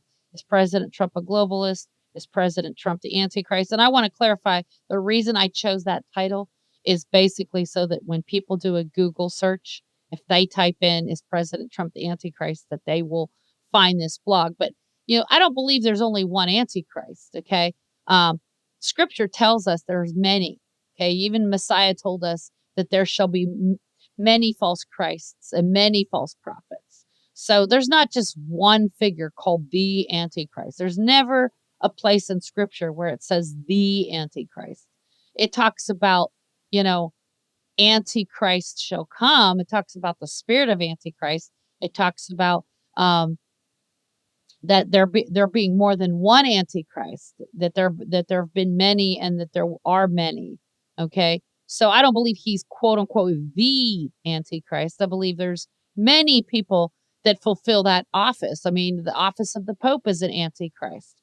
The office of all the presidents of the United States since 1871, when America became owned by the Vatican City Bank, every president of the United States has operated in the office of an Antichrist because they have to go to the Vatican and worship the beast. So they've been acting, all the U.S. presidents since 1871 have been acting in proxy of the Pope of Rome. Okay. And then this blog right here, the 4 notable horns of Daniel. I talk about in this blog, I talk about the Abraham Accords and how it was signed by 3 nations, that Trump subdued 3 kings, according to Daniel's prophecy. So, it's a very short blog, but I recommend going to that one. And so the first 7 years of Jacob's work was for Leah. The second 7-year period of Jacob's work was for Rachel. These 14 years are for the whole house of Israel. Therefore, the tribulation of our Messiah, in other words, his 7 years of working for both houses, was divided in half. Consequently, his ministry was only 3.5 years. And he already hinted about that when he talked about the prophet Elijah's ministry being 3.5 years. See, our Messiah was cut off in the midst of the week, as it says in Daniel's prophecy, or in other words, the last 7 years of the 490-year period of Daniel's 70 weeks. But he was also cut off in the middle of the literal Passover week, which was on the 4th day of the week, what we would today call Wednesday. It is because Israel was a kingdom that had been divided. You see, to stand in the gap, according to Ezekiel 22:30, and to repair the breach, according to Isaiah 58:12, between these two houses, he allowed his own ministry to be divided in half. At his first coming, he intended to marry his own people, the kingdom of Judah. It says right here in John 1:11, he came unto his own, and his own received him not. That's the kingdom of Judah. However, he was like Jacob. He was disappointed when they rejected his gospel, and he had to marry the firstborn daughter of Laban, Leah. Hence, Leah represents the born-again Gentiles who accepted the good news of Messiah. Leah typifies those from the assembly of Philadelphia, as they shall be the first fruits of Messiah's resurrection. See Romans 8:23 and Revelation 14:4. But because the kingdom of Yehuda, rejected the good news of Messiah, the message went to the Gentiles in the nations. In other words, Ephraim. They became more fruitful. Ephraim was told that he would become a multitude of nations. And that name, Ephraim, means double fruit. At his second coming, our Messiah will once again have a chance to marry the remnant from the house of Judah, those who represent Rachel. Thus, Rachel also represents the assembly of Smyrna, those who must suffer an extra 10 days. Remember, Smyrna was told that they would have to suffer tribulation for 10 days, Revelation 2:10. This is during the 10 days of awe. See, leading up to what? Yom Kippur. There's 10 days from the Feast of Trumpets to the Day of Atonement. Rachel represents the kingdom of Judah because her body was buried there in Ephrat, which is another name for Bethlehem, Judah. Jeremiah 31:15 and Matthew 2:18 describe the baby boys in Judah that were killed by King Herod as Rachel's children. Remember, it said Rachel was weeping for her children. Well, Rachel didn't give birth to Judah. So why is Rachel weeping for her children? Because, like I said, her body was buried in Bethlehem, Judah. Okay? So you see, when our Messiah said that for the sake of the elect, those days would be shortened, this word for shortened is two docks, two borders, like two bookends on each side of a body of water or, a river. So when he says those days should be shortened, he already shortened them by dying in the middle of the week, Daniel's 70th week. So when he said, except those days should be shortened, he knew that he would be the one to shorten them. Okay. This is the picture being painted in Daniel 12:7. The right hand side represents Judah and the left hand side represents Ephraim. The one holding up his right hand and his left hand is the same one who has sworn, who took an oath to reunite and restore Israel into one house again. Thus, the tribulation period being shortened is describing Jacob's time of trouble. His time of trouble would be shortened. See, our Messiah endured 3.5 years, 3.5 years of tribulation. That word tribulation means testing, trouble, persecution, and followed by what? The Gentiles accepting his gospel. At the end, he will use his two witnesses to finish the week, to finish the last 3.5 years of the 490 years of Daniel's prophecy, to bring about what? The restoration of the one new man, the man-child. Okay. So two calendars that are dividing the house. Okay. Now, another application to the days being shortened has to do with the 30-day lunar cycle. See, in the days of Noah, the year was 360 days. It took 360 days for the earth to make a full revolution around the sun in the days of Noah. But what happened was after the flood, the earth's poles shifted. Okay. In the days before the flood, a year was exactly 360 days long compared to the current 365.25 days. Proof of this can be found in Genesis 7:24 and in Genesis 8:3. You see, the ark sat upon the water for 150 days. That's 5 months of 30-day cycles. Because of the flood in Noah's day, the earth's poles shifted, causing the rotation of the earth around the sun to take longer, 365.25 days. There have been other natural disasters, such as earthquakes and tsunamis, that have contributed to the earth's poles being shifted as well. Okay.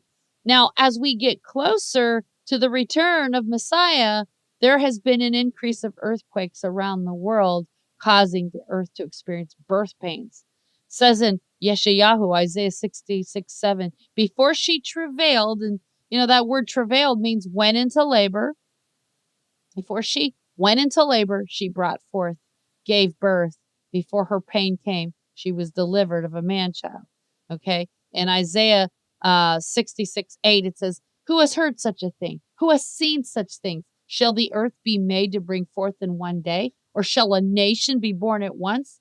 For as soon as Zion travailed, she brought forth her children. And then in verse 9, it says, shall I bring to the birth and not cause to bring forth, says Yahuwah?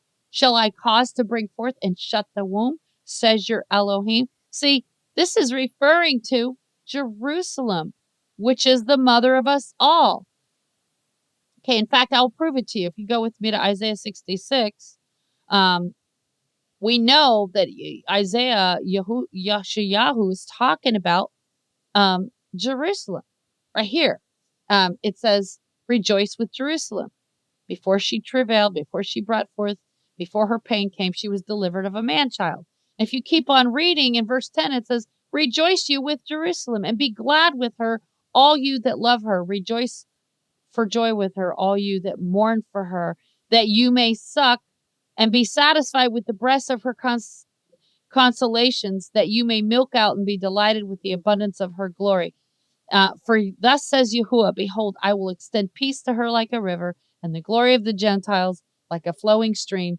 Then shall you suck, you shall be borne upon her sides and be dandled upon her knees. As one whom his mother comforts, so will I comfort you, and you shall be comforted in Jerusalem. So this is obvious. This prophecy is referring to when Israel became a nation in 1948. And of course, Jerusalem became the capital city in 2017. And yeah, that was a good thing that Trump did that. But see, he has nefarious reasons for that. People, when that happened, they're like, oh, that's wonderful. Trump made Jerusalem the capital city. Okay, that's great. But he has nefarious reasons for that because he wants to be the king over there. That's why he moved the embassy, okay, to the United States Embassy to Jerusalem. Okay. So this explains what Revelation 12 now is talking about. You won't understand Revelation 12 unless you understand Isaiah 66. Okay. So right here in Revelation chapter 12, it's obvious what's going on here. It says, and there appeared a great wonder in heaven, a woman clothed with the sun. I already showed you that picture of Messiah's birth. The woman is, Betula, the virgin, clothed with the sun, and the moon was under her feet. See, this right here shatters the idea that a new moon is the dark moon. Okay. We know that the Feast of Trumpets is nicknamed the day that no man knows. And the reason why it's called the day that no man knows is because it can't begin unless the watchmen on the wall could first see the faint sliver of the new moon. And as soon as they saw the faint sliver, they would shout and blow the shofar and announce that it was a new month. And it's exactly what happens when a woman's giving birth. When the midwife is waiting for that first little tiny piece of a baby's head coming through the birth canal, and she sees that tiny little piece of the baby's head coming through the birth canal, she shouts and says, the baby's coming. I see the baby's head. The baby's head is crowning. Crowning is what they call it.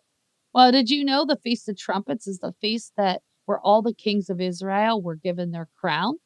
That was their coronation day. The Feast of Trumpets is the coronation day. Well, Yahuwah caused his son to come into the world because he's the King of Kings. And he brought him into the world on coronation day. Okay? So the moon was underneath her feet. It was a visible sliver. And upon her head, a crown of 12 stars. Okay? And she, being with child, cried, travailing in birth and pain to be delivered. And there appeared another wonder in heaven. And behold, a great red dragon, having 7 heads and 10 horns and 7 crowns upon his heads. And he drew the third part of the stars of heaven. Those are the spiritual seed of Abraham. Remember, Abraham had 2 kinds of seed. He was told that his descendants would be more numerous than the sand on the seashore. Those are earthly descendants. But he also was told that his descendants would be more numerous than the stars of the heavens. So the dragon drew his tail, the third part of the stars of heaven. Those are the 2 witnesses being killed. When the 2 witnesses, the corporate 2 witnesses are killed, they're the stars of the heavens, the spiritual descendants of Abraham. And it says, he did cast them to the earth, okay? And the dragon stood before the woman, which was ready to be delivered, to devour her child as soon as it was born. So in other words, the woman is Jerusalem. Okay. And she gives birth to the man-child being the one new man. Okay. Says she brought forth a man-child who was to rule all nations with a rod of iron. Well, we know our Messiah is coming back to rule and reign for 1,000 years. But guess what? Those who are his bride, it says, we shall be kings and priests with him, and we shall rule with him for 1,000 years. Revelation chapter 20 tells us right here. It says they lived and reigned with Messiah 1,000 years. Okay.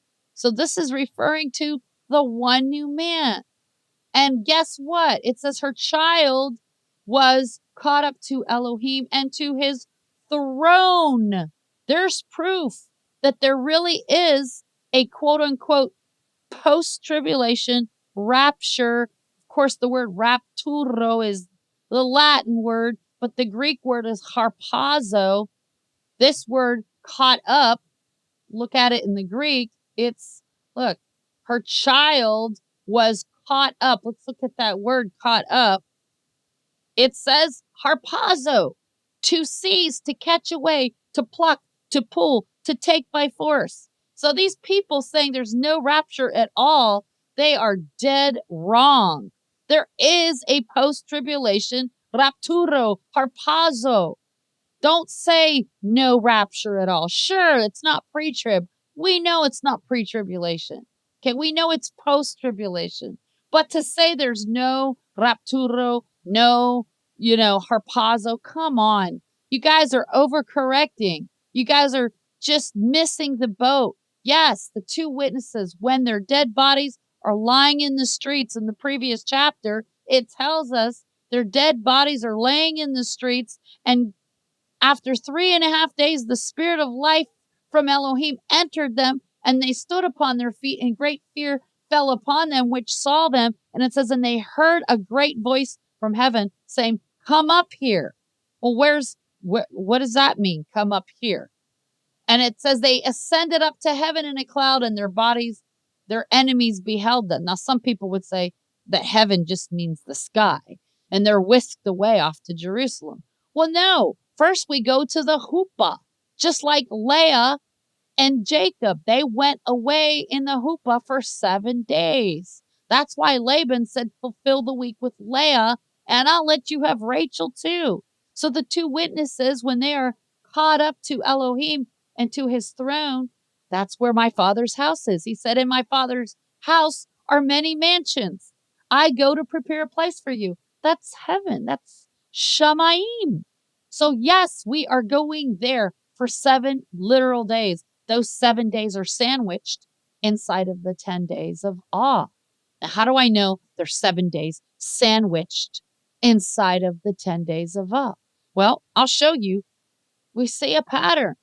And in here I say, don't confuse the parable of those who are taken or left with those who are gathered into barns or into the fire. See, so many people confuse these two parables.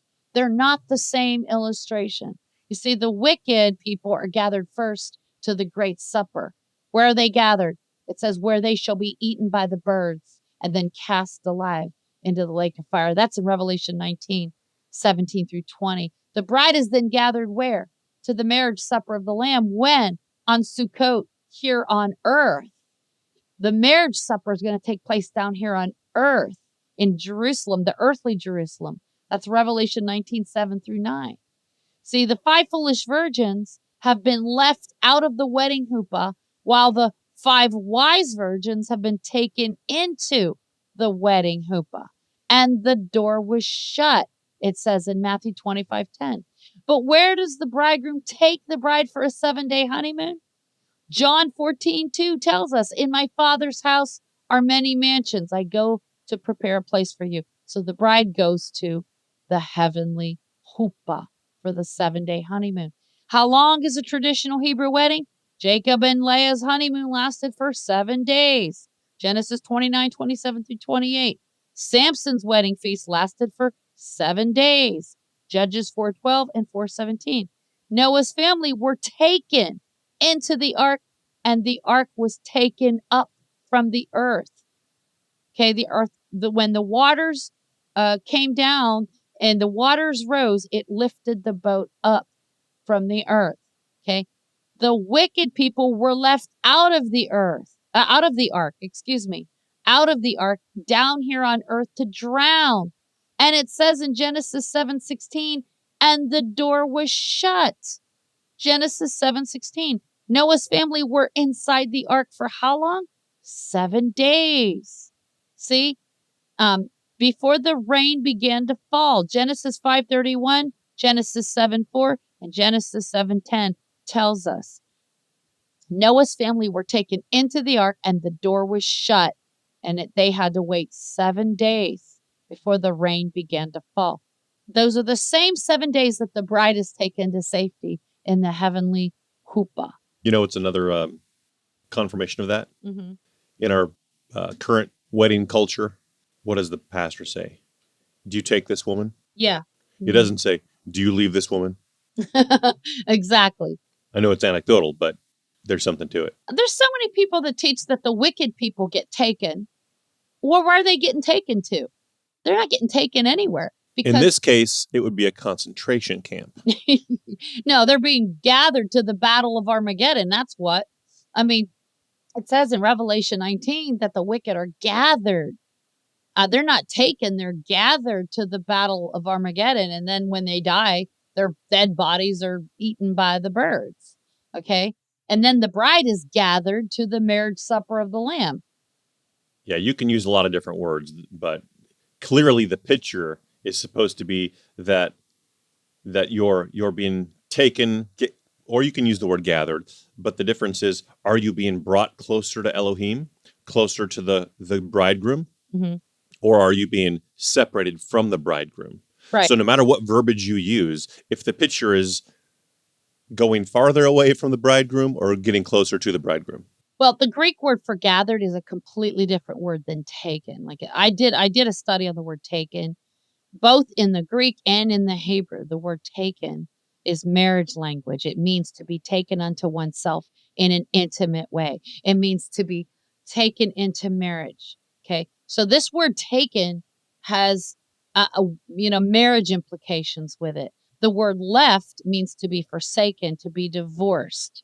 So the people that say the wicked people are taken, they haven't done a thorough study on this word taken. They've got the wrong understanding of the word taken. The wicked people are left.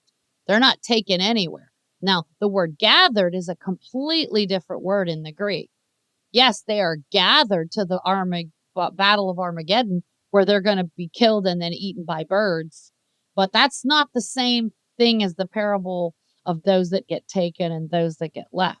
So the congregation of Philadelphia are taken into the wedding chuppah because they have an open door that no man can shut. Revelation 3:8. The congregation at Smyrna must suffer tribulation 10 more days. Until when? Yom Kippur. Revelation 2:10. There are 10 days from the Feast of Trumpets until Yom Kippur.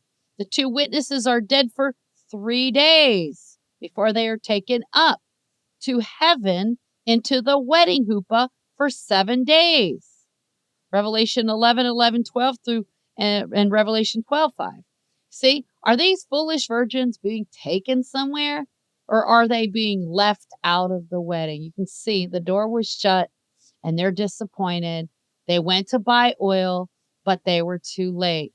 Now they're, trying to get in and they can't get in. And then I have another picture here of people outside the ark. And it says, are these wicked people being taken inside the ark to safety? Or are they being left out of the ark to die in the flood? Okay. So this notion that the wicked people get taken in the parable of those who get taken and those who get left, that's bogus. The wicked people aren't taken anywhere. They are left here to die. Okay. They are going to be gathered. Yes, they are gathered to the Battle of Armageddon. There's no question there. They are gathered. And when they get killed, their dead bodies will be food for the birds. And I think so much of the confusion is the whole wheat and the tares. Mm-hmm. The tares are what are plucked up first mm-hmm. because they're taller, because the wheat's bowing heavy, mm-hmm. By the time it's time to harvest. So it's easy to grab the tares first. Mm-hmm. Anyway, I think that's part of the confusion. Yeah. Yeah. I hear you.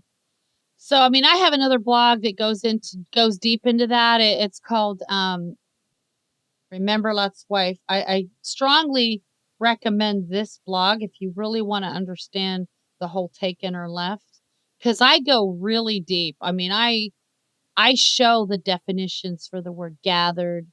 I show the definition for the word taken and left, both in the Greek and the Hebrew. And I prove that the wicked people are not taken anywhere. The wicked people are left here, you know. So yeah, this is a really, really good blog. Remember Lot's Wife, taken or left. So highly recommend that one. We're going to wrap this up in like one more minute. So I'm going to just close with this. Okay. In the future, Jerusalem, which is called the mother of us all, Galatians 4:26, will give birth, but not to a piece of real estate. Now, I know some people say they don't believe that Israel really did become a nation in 1948. They say, oh, it was the Rothschild family. I don't really care whose money it was, right? Who cares?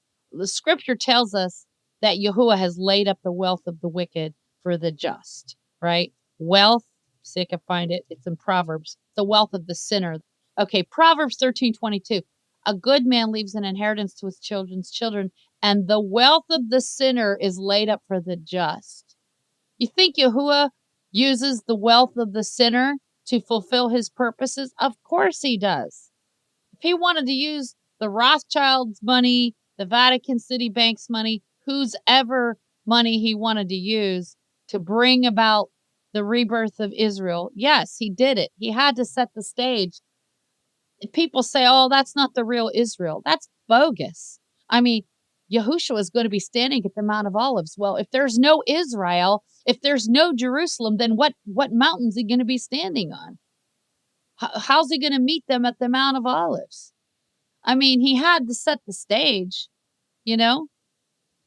So it's just people being racist, and I'm tired of it. I'm tired of all the racism, people saying that those aren't the real Jews, whatever. They misunderstand the prophecy of the synagogue of Satan. When Messiah talks about those that are the synagogue of Satan, he's talking about these global elites like George Soros and, the Rothschilds, the Rockefellers, those people. He's not talking about every single person that lives in Israel. Like, that's just so ridiculous. Um, so in Revelation 12, the rebirth is about souls. Jerusalem will give birth to the resurrected corporate two witnesses. In other words, the one new man. Ephesians 2:15, excuse me. So just as Naomi could not redeem her own land without a male heir, the nation of Israel cannot redeem the land of their inheritance without their Messiah. Just like the two harlots, King Solomon threatened to cut the baby in half. Okay. He didn't end up doing it, but he did cause division in the house by his many peace treaties with all these different wives, and he built heathen temples for them. Trump's going to do the same thing. He already divided the nation with the Abraham Accords, So people just need to wake up. It's going to happen. This is why the born again believers in Messiah, just like Ruth, will give birth on her behalf, as they shall be reborn or resurrected after suffering labor pains or tribulation. If there are no labor pains, tribulation, there can be no birth of the one new man.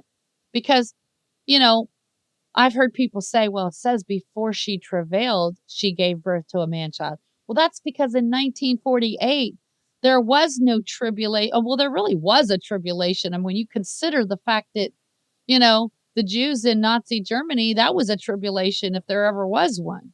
I mean, they went through tribulation before 1948. But there wasn't a great tribulation as we know it in prophecy in that sense. So, yes, there was no travail when Israel became a nation in 1948.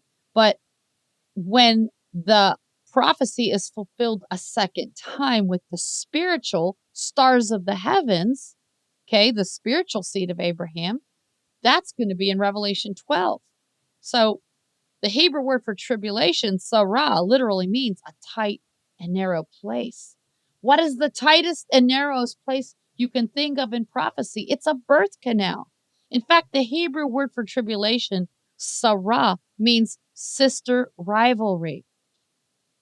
In the same way that Rachel and Leah were two sisters competing for the affections of their husband Jacob, so it is that the two houses of Israel, just like those two sister harlots that were fighting over the baby boy, the two houses of Israel have been fighting for control over their land for 2,000 years.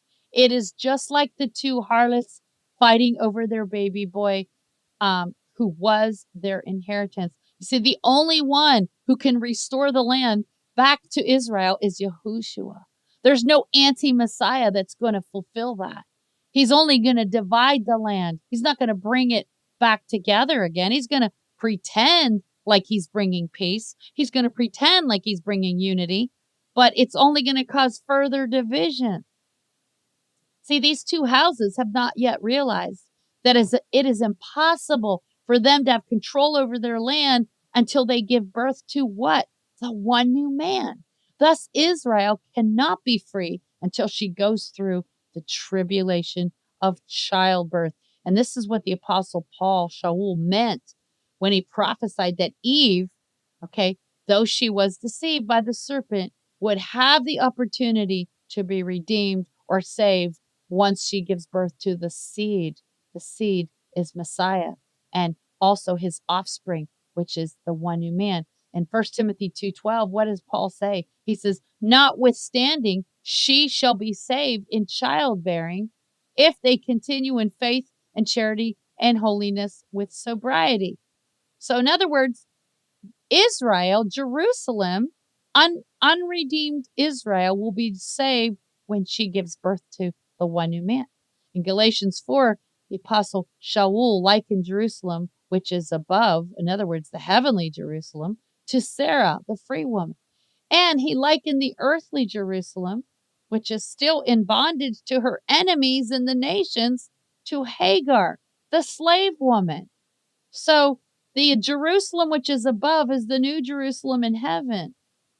She's like Sarah, the free woman.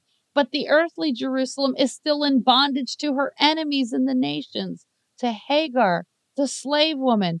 Only when the born-again bride of Messiah, who is given a new name, in other words, the new name that is given to her is the heavenly Jerusalem. He says in Revelation 3:12, to him that overcomes, I will write upon them the new name, which is the city of my El, the new Jerusalem.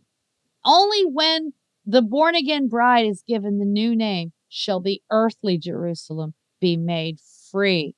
I was hoping we could finish this, but we're going to finish next week. Yahuwah bless you and keep you. Yahuwah make his face shine upon you and be gracious unto you. Yahuwah lift up his countenance upon you and give you shalom.